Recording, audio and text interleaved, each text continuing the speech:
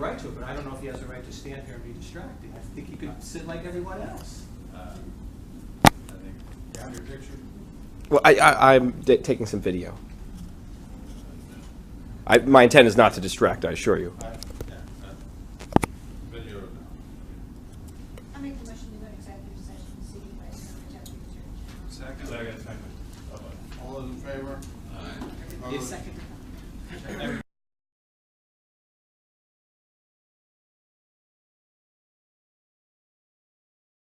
So the recording of this hearing is permissible? Yes. You don't record it, though, do you? The press? No. We don't. We don't know now. The press is, the reporting. Okay. So, so the two-part analysis in regard to my case, pre-2008, post-2008. As to pre-2008, the division, to my knowledge, the only thing that they have set forth is that I was an independent contractor and that I worked under a professional services agreement. I don't think that that accurately reflects the actual relationship, but more importantly, I believe that that analysis is contrary to the law and it's contrary to the clear custom that was going on prior to pre-2008. And I started discussing the Fasolo case. And with the Fasolo case that was issued by the Appellate Division in 1981, what that case was for is that Mr. Fasolo, the plaintiff, was a part-time township attorney. He had his own law practice. He was paid by the two townships that he worked for with a salary as well as for additional work for typically for litigation. He would be paid on voucher. And that's what's called, I think commonly called a hybrid form of being paid. And thereafter, in the course of his employment, he had a special contract with one of the towns to do work for a new sewer line. And for the sewer, and that was referred to in the case as the sewer attorney services, and as to that provision, the town agreed to pay him a flat fee. They paid it in increments over 4 years, and he would be paid additional fees under voucher for litigation or condemnation actions. And the Attorney General's office, at this stage in the proceeding, the Attorney General's office provided an opinion to this board. And the opinion is referenced in Fasolo. And what the opinion states, the Attorney General's opinion states, is the following. In conclusion, you, meaning the PERS board, you are advised that for purposes of pension credit, services performed as a part-time municipal attorney for local government subdivisions, compensated for by a fixed annual retainer, are to the extent regarded to be eligible for services coverage by the Act, where the retainer or salary can be demonstrated to be paid under regular salary policies, that's element number 1, regular salary policies of the government entity, and it's incident to services performed in a government office or employment. It goes further on to say that the credible service and compensation of Fasolo for eligible retirement credit should be limited to his services and compensation as the magistrate, he was also a judge, as the magistrate for the Borough of Tenafly, and for his professional services compensated by the fixed annual retainer.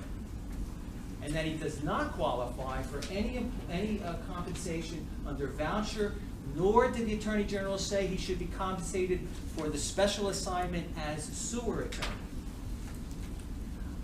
The board then heard the case. Fasolo wanted to be compensated for everything.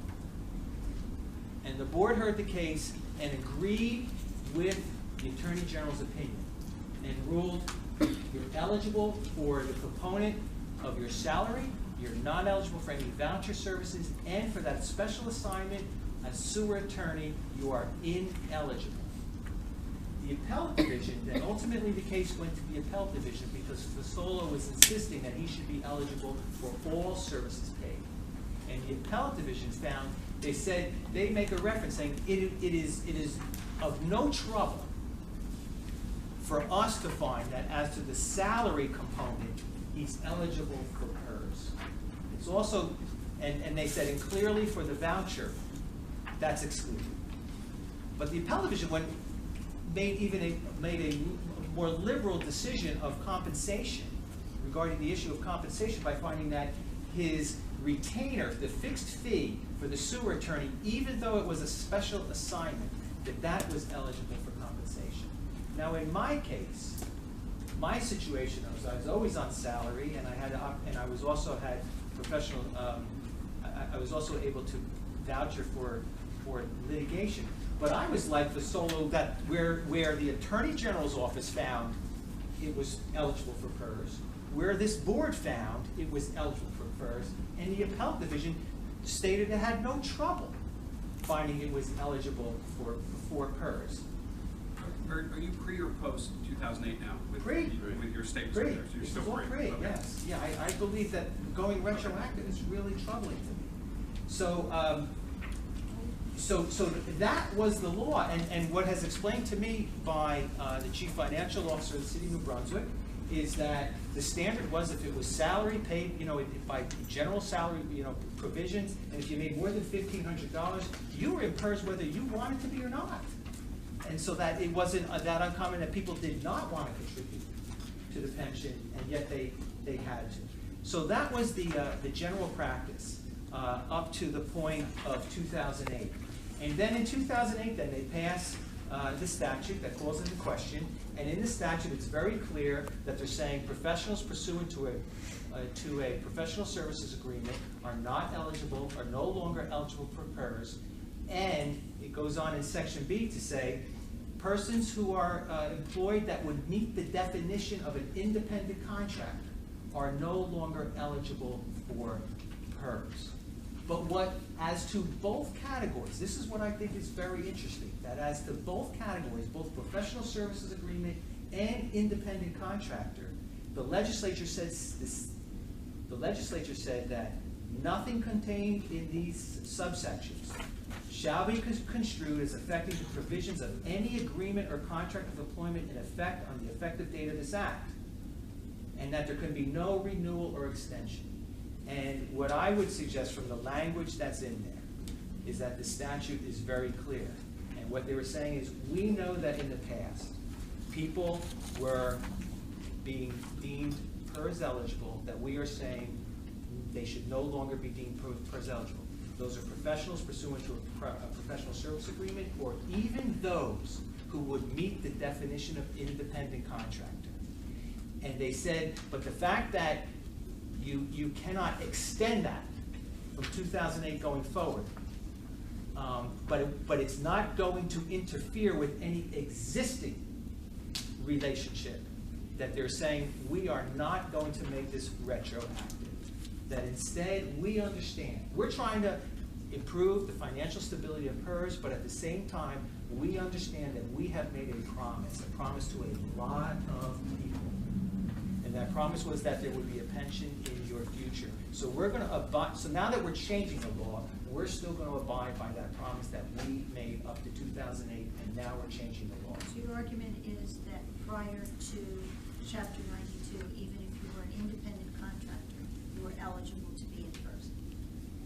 That's what Chapter 92 changed the concept of independent contractor. Is that your argument? It's a little bit more subtle than that. Because in the context, because the statute finds that even if you meet the definition of independent contractor, we're not going to interfere with it. But so there would be circumstances where you would be an independent contractor, and if you were, I would suggest if you had issues of fraud or illegal behavior, then that would disqualify you. But they specifically said if you were in PERS prior, and even if you would meet the definition of independent contractor for those years, we made the promise and we're going to honor it. Can you tell me where it says that? Yes. Those words. Yeah, nothing contained in this, I'm reading now from the statute. Nothing contained in this subsection shall be construed as affecting the provisions of any agreement or contract of employment in effect on the effective date of Public Law 2007, which is this act. Whether or not the agreement or contract specifically provides by its terms for membership in the retirement system. No renewal, extension, modification, or other agreement or action to continue any such agreement beyond its current term.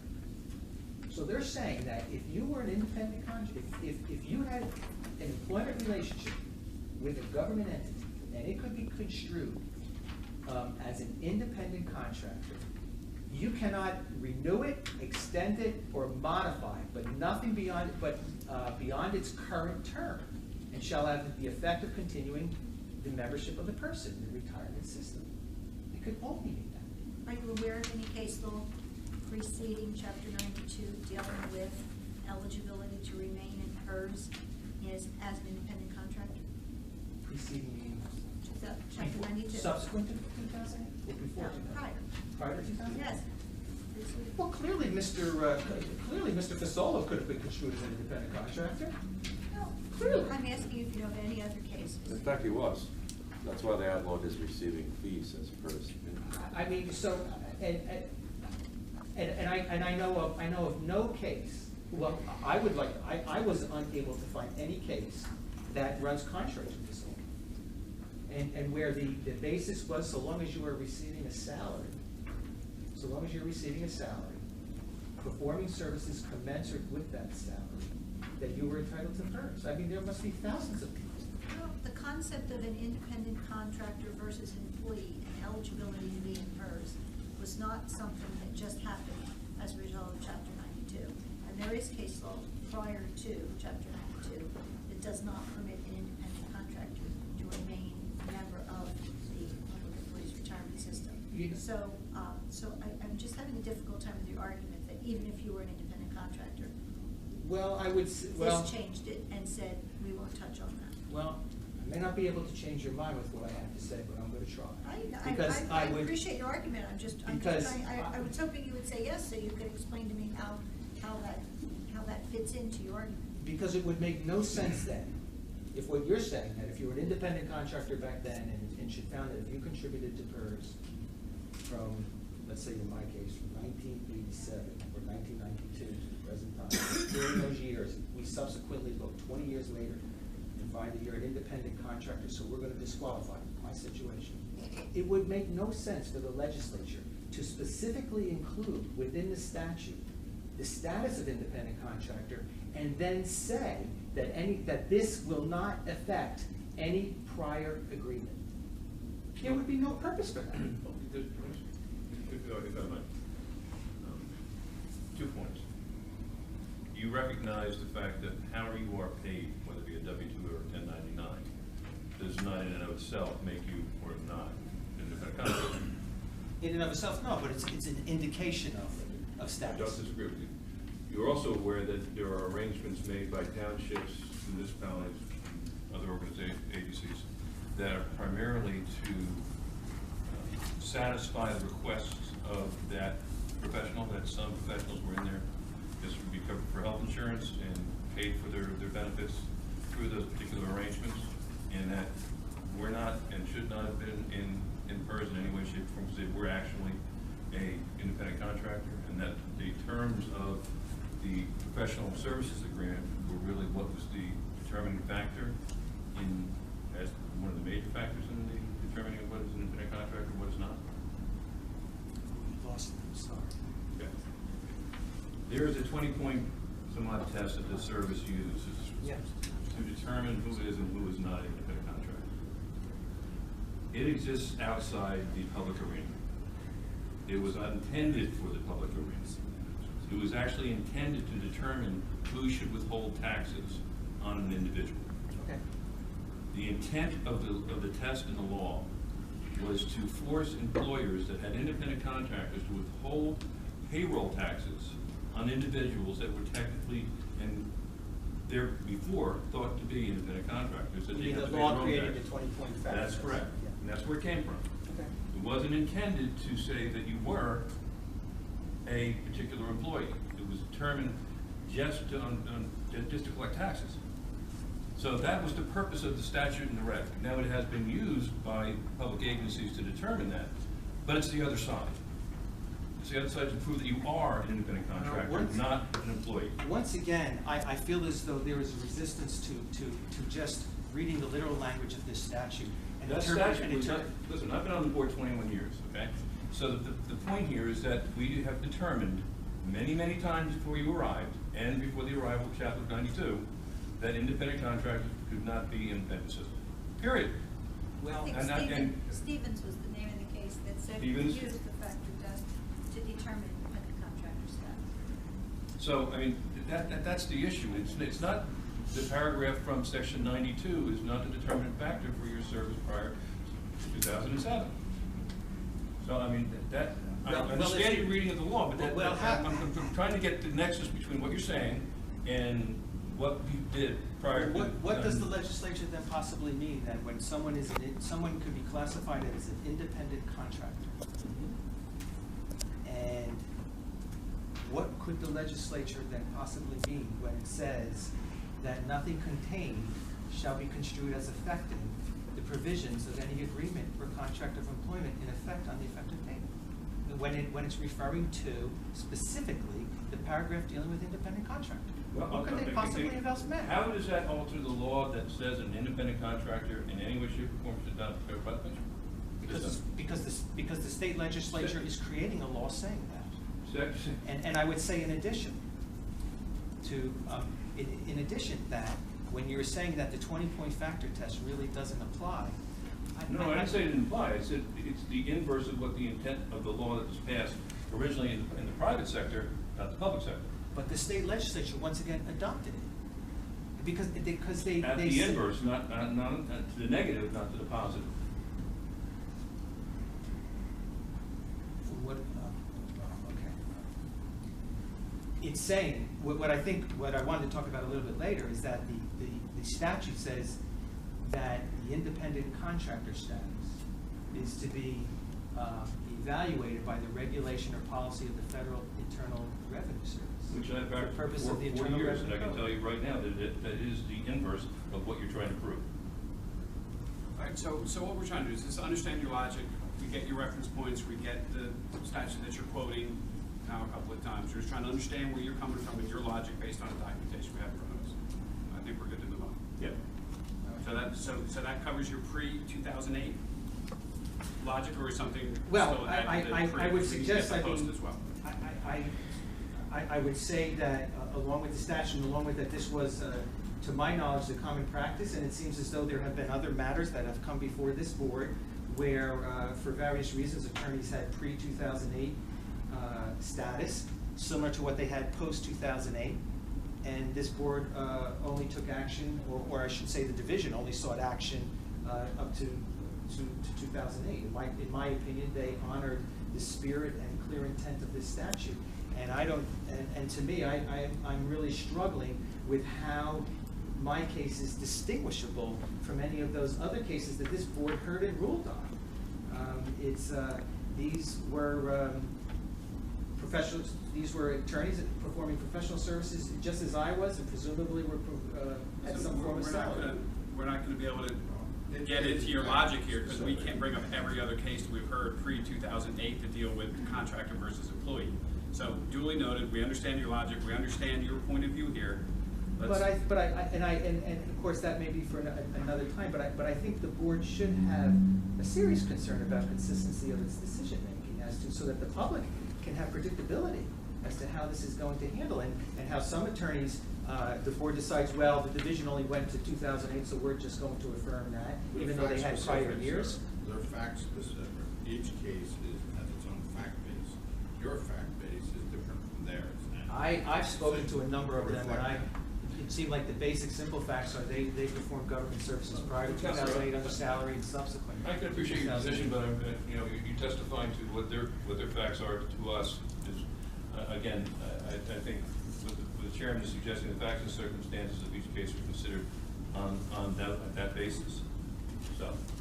Well, Are there any other questions? I would say that I would say that in regard to post 2008, once again the division just went to that they just said that I signed an employment contract, and they said basically that the employment contract was tantamount to a professional services agreement, so I'm disqualified. But I think in going with, I believe that the title itself of the document should not define the relationship. You should have, you should look into substantively what the relationship is all about. And in looking at the factors, I would suggest that there are, in any time where you have part-time employment, there are factors that could support independent contractor and factors that could support employment.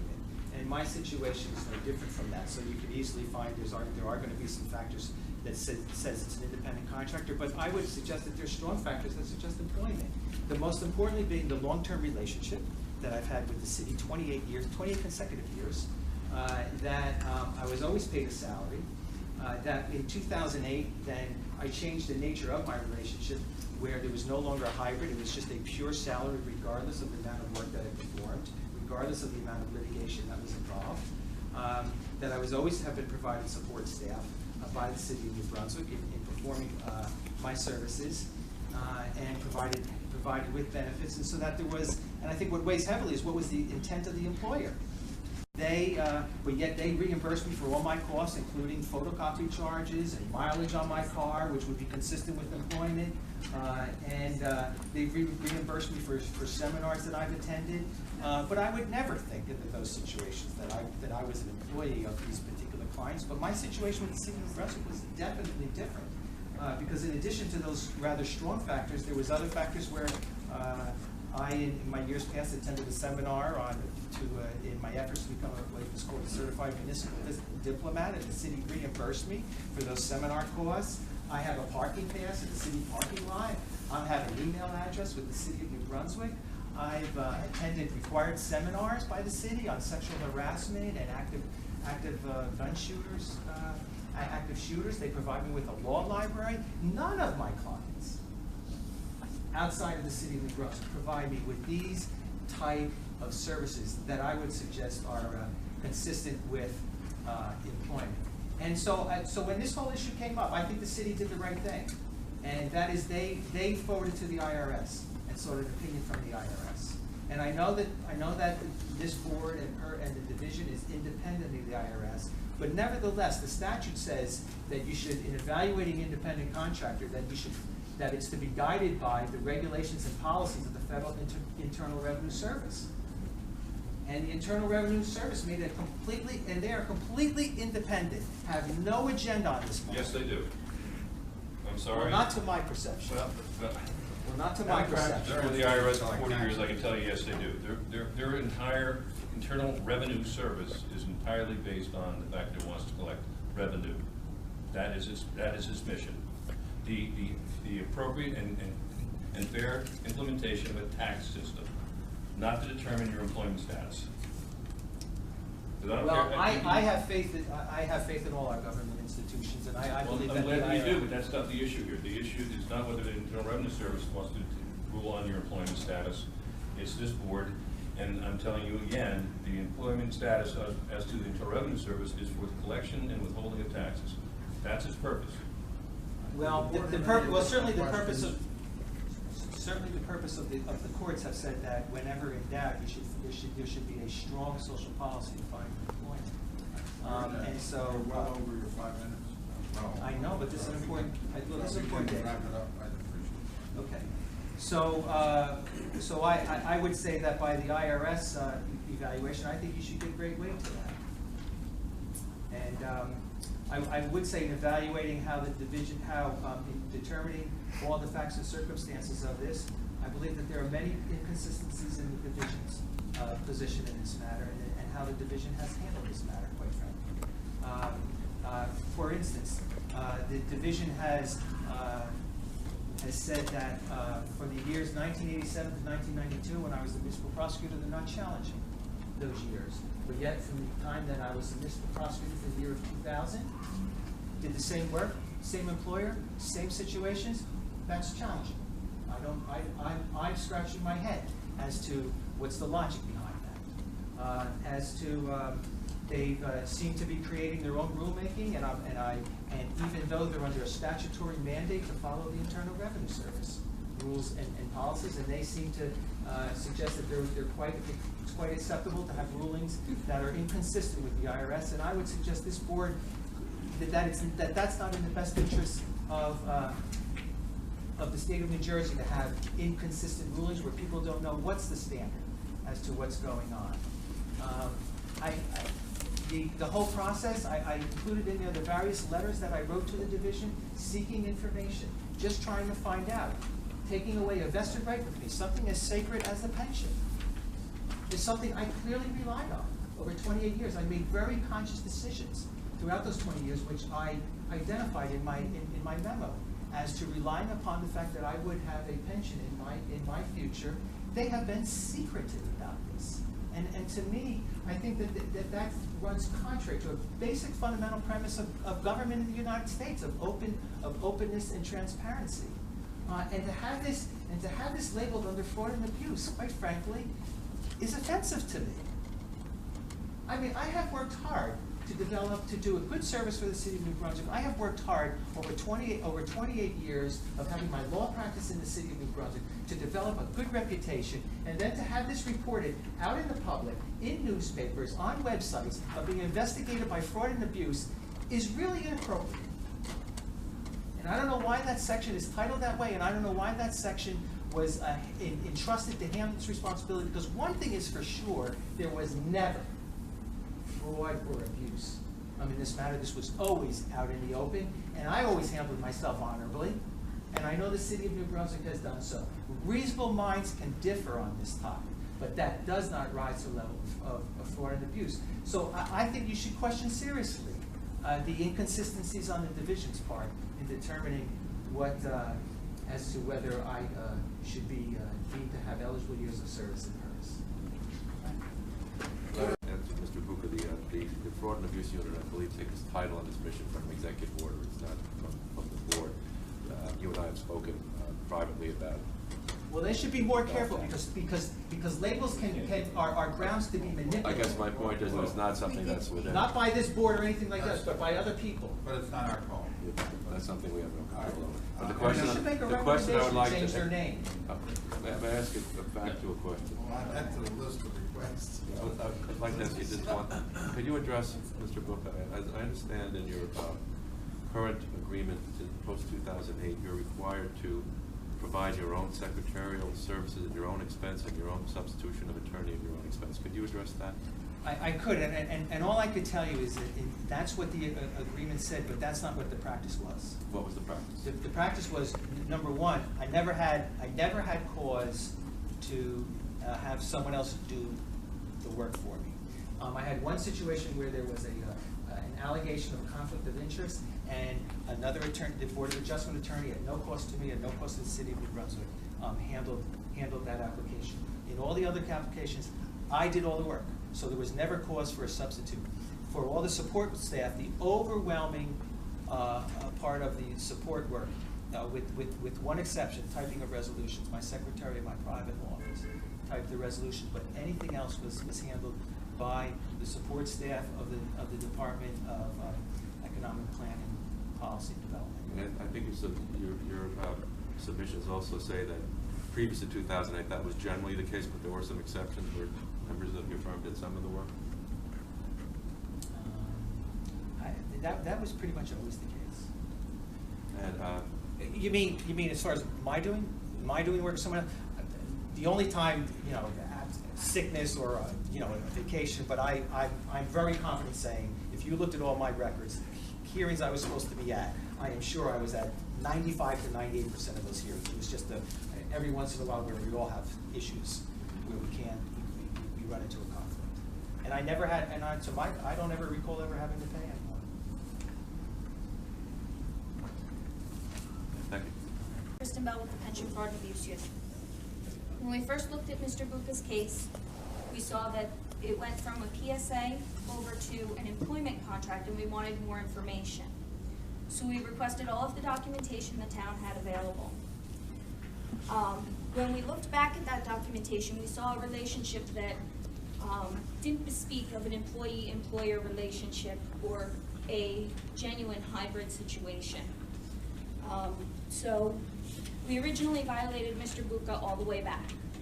When we were preparing the packet for the board, we looked again and we said, municipal prosecutor time, we don't have substantial documentation, we don't see a situation that shows a retainer and salary for the same services. When we looked at the time past that, we saw that relationship starting to appear, especially with, it's your board packet, page 65. In subsection 2, they discuss the way in which Mr. Bucca would be compensated. So that is why we looked further back prior to '08, because we saw a relationship that never really seemed to speak of an employer-employee relationship, but rather an independent contractor who was getting a retainer and salary above hours of service.